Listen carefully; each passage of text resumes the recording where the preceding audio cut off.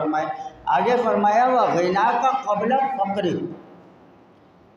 और गुर्बत को, मालदारी को गुर्बत से पहले गनीमत कर।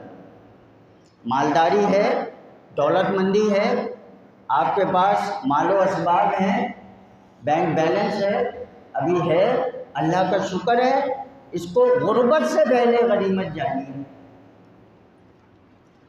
और जो लोग गुर्बत में मुब्तला होते हैं, जिनको तंगदस्ती होती है, उसको वो ही समझते हैं। जिस पर नहीं आई वो उसका इदराक नहीं कर सकता, वो उसे नहीं समझ सकता कि गुर्बत में क्या क्या होता है, किस तरह फाके भी हो जाए, किस तरह बच्चों की फीसिस की अदायगी भी नहीं होती, किस तरह किराए का मकान है उसका किराया अदा नहीं होता, किस तरह दुख बीमारी आ जाती है तो उसको झेलना एक बहुत बड़ा मसला बन जाता है। तो मालदारी की तरफ इशारा किया गया। अल्लाह के फजल से, अल्लाह के करम से मैं और आप वक्त पर खाने तनावुल कर रहे हैं, खाने खा रहे हैं, अपनी ज़रूरियात को पूरा कर रहे हैं, कपड़े मुनासिब पहन रहे हैं, सब चीज़ें हमें मुयस्सर हैं। तो भाई ये मालदारी ही है।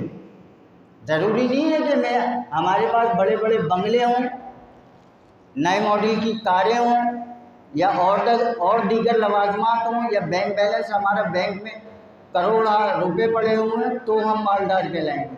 ये भी हम मालदार हैं, ये भी हम मालदार हैं। हमारे दिलों में ईमान का होना भी मालदारी, कि हम मालदार हैं, कि हमारे पास ये ईमान की दौलत है।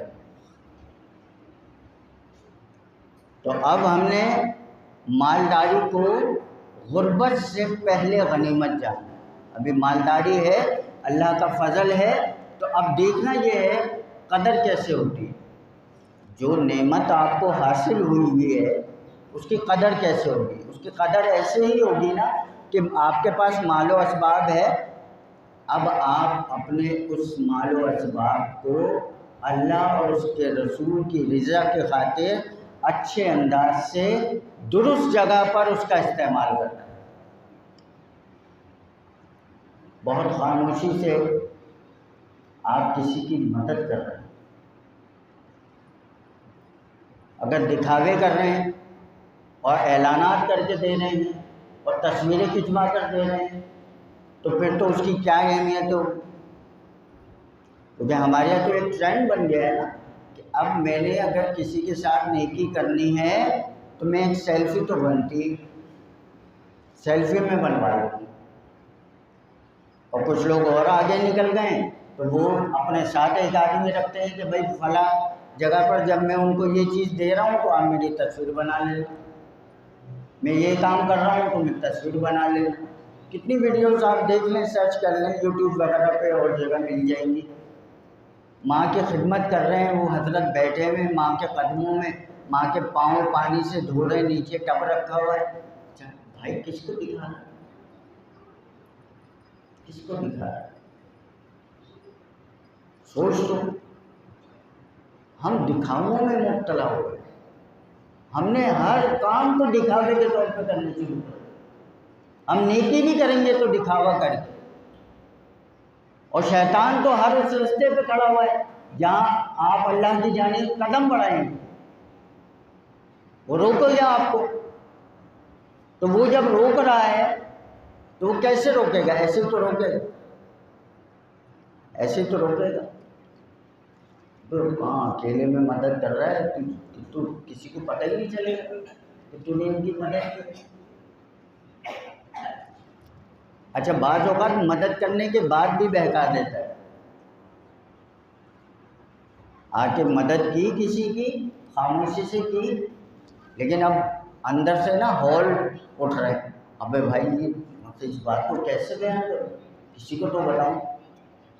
चलो कोई दोस्त मिल गया, हाँ यार वो बस, और भाई रात फ़ोन कर रहा था तुम फ़ोन नहीं उठाया, यार वो मसला ये था, वो हमारे पड़ोसी हैं यार, बेचारे बड़े परेशान थे, बीमार हैं, हॉस्पिटलाइज हैं, तो खाला आ गई थी उनको, बस यार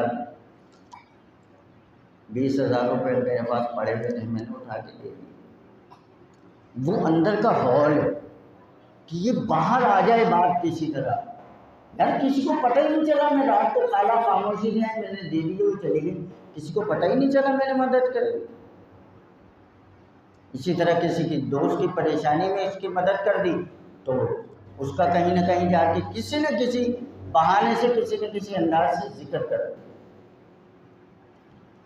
तो ये हैं हम माशरती तौर पर इतने तबाहाल हो गए हैं, अखलाक़ी तौर पर भी। यार किसी की इज्जत नफ्स का तो ख्याल करो। अल्लाह ने इस बात पर शुक्र अदा करो, आपको इस काबिल बनाया कि आपने किसी की मदद कर दी, और जब मदद कर दी है तो उस बात को हजम रखो। अब उसे गाते नहीं फिरो,